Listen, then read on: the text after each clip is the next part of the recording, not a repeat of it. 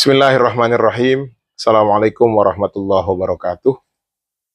Bertemu kembali dengan kami Tito Hadi Susanto, mahasiswa pasca sarjana Magister Pendidikan Dasar Universitas Terbuka, yang kali ini akan membawakan materi diskusi ke-8 studi komparatif pendidikan dasar di berbagai negara, yang akan mengambil tema kali ini adalah sistem pendidikan di negara ASEAN dan Asia Pasifik. Terima kasih atas atensinya. Mohon maaf apabila ada kekurangan. Dan mari kita mulai. Yang pertama, tentang struktur dan jenjang pendidikan dasar di beberapa negara yang akan kami bahas kali ini adalah negara Singapura, Malaysia, Thailand, Jepang, dan Australia. Secara usia masuk hampir sama, ya, di 6 tahun, tapi di Singapura dan Malaysia di 7 tahun. Dan kesemua negara ini mempunyai kesamaan di lama belajar di pendidikan dasar, terutama di SD, yaitu 6 tahun. Ya. Sedangkan lama wajib belajar 6 tahun, ada yang 9 tahun, artinya dengan SD dan SMP. Kemudian strukturnya ya hampir sama, ada primary 6 tahun, kemudian ada secondary, tapi rata-rata untuk primary-nya semuanya di 5 tahun. Yang kedua, untuk model pengelolaan dan kebijakan kurikulum asesmen.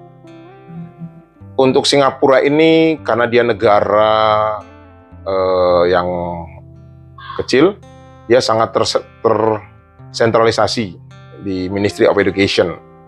Jadi pemerintah pusat mengatur hampir semua kurikulum, asesmen, penempatan guru, semua diatur oleh pemerintah pusat. Kemudian di Malaysia, karena dia ada negara bagian, jadi negara federal atau negara bagian ini mengelola juga, ya. Jadi pusat itu hanya mengendalikan kurikulum, bahasa pengantar, dan standar asesmen, ya. Sedangkan pelaksanaannya dibantu oleh bagian pendidikan di negara bagian. Kemudian di Thailand, ini oleh Ministry of Education, ya. Kemudian pusat menetapkan kebijakan secara umum, tapi sekolah masih punya ruang untuk penyesuaian lokalnya, gitu ya. Kemudian di Jepang, pemerintah pusat punya kekuatan atau kuat sekali dalam pelaksanaan, ya, dibantu oleh pemerintah daerah, gitu ya. Jadi ada standar nasional di Jepang seperti itu.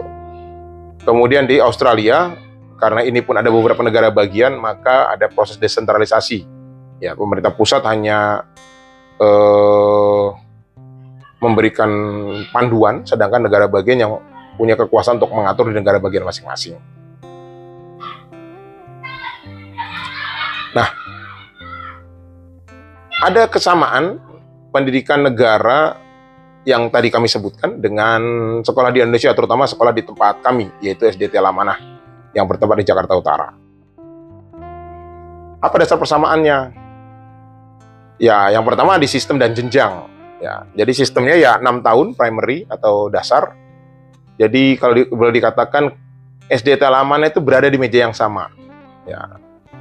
Kenapa? 6 tahun mengajarkan literasi, numerasi, kemudian sains dasar, dan kami juga konsen di pembentukan karakter, gitu ya. Yang kedua, di struktur pengelolaan. SDT Al-Amanah ini adalah sekolah dasar Islam terpadu swasta, ya, yang dikelola oleh yayasan. Ya, jadi hampir samalah dengan sekolah non pemerintah di Jepang dan Australia. Dan karena SDIT pasti punya ciri khas, tapi tetap mengikuti standar nasional. Yang ketiga, kurikulum. Kurikulumnya adalah integrasi antara agama dan nasional. Ya.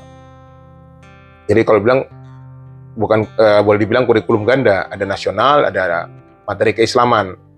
Jadi hampir mirip dengan sekolah Islam di Malaysia atau sekolah berbasis nilai di Jepang yang menekankan moral education. Namun karena kami SDIT, maka punya porsi agama yang jauh lebih besar, terutama di pembiasaan. Kemudian pendekatan pembelajaran dan iklim kelas. Ya, jadi ini sesuai dengan kebijakan global, di mana sekolah dasar bukan hanya untuk menghafal pengetahuan, namun juga untuk membentuk karakter dan kompetensi abad ke-21. Kolaborasi, komunikasi, berpikir kritis, gitu ya. Kemudian yang ketiga, asesmen dan akuntabilitas.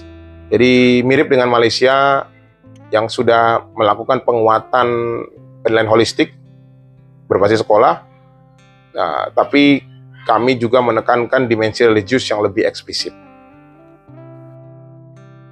Kemudian yang materi kedua kami pada video ini adalah analisis artikel, di mana artikel ini berjudul Pendidikan Dasar dan Era Pasar Bebas ASEAN.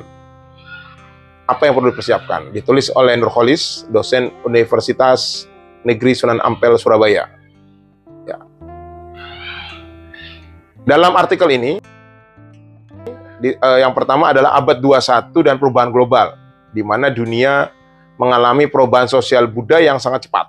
Revolusi informasi, bioteknologi, krisis ekologi, dan krisis nilai. Nah, kaitannya dengan globalisasi, MEA, dan pasar bebas ASEAN. Masyarakat ekonomi ASEAN membuka arus bebas barang, jasa, modal, dan tenaga kerja profesional di kawasan ASEAN. Nah, ada implikasi bagi pendidikan dasar. Nah, tapi kemudian dikatakan dalam artikel ini, SD itu atau sekolah dasar menjadi fondasi pembentukan ilmu, keterampilan, etika sosial, moral, dan kepribadian. Kemudian dalam artikel ini ada masalah pendidikan dasar.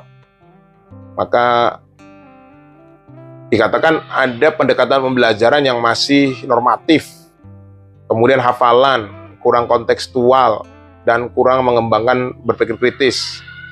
Dan kadangkala kurikulumnya cenderung minimalis dan tidak memanfaatkan kaya sumber pelajar yang sudah dimiliki anak. Sarana prasarana sekolah, manajemen sekolah banyak yang masih tradisional sehingga sulit bersaing di era global. Nah, reposisi visi misi pendidikan. Pendidikan nasional harus membentuk manusia seutuhnya, beriman, berilmu, kreatif, mandiri, demokratis, dan bertanggung jawab. Ini mengacu pada 4 pilar UNESCO. Learning to know, learning to do, learning to be, and learning to live together. Serta pendidikan berwawasan kewargaan global atau global citizenship. Kemudian dikatakan dalam artikel ini ada kurikulum abad 21 harus berbasis kebutuhan masyarakat. Ya. Kemudian harus pembelajaran yang aktif dan kreatif. Ya. Istilah student active learning, pembelajaran bermakna yang menghubungkan antara teori dan realitas. Kemudian dikatakan juga pengembangan SDM, pimpinan sekolah, guru, karyawan, ini harus menjadi teladan, penguat tim. Ya, harus perekrutannya selektif, dilakukan pelatihan terus-menerus, dilakukan evaluasi agar memenuhi standar profesional. Kemudian sekolah perlu beralih dari ke manajemen birokratis ke manajemen yang partisipatif, fleksibel, berbasis tim, dan open system. Nah, yang ketiga tugas kami adalah analisis video.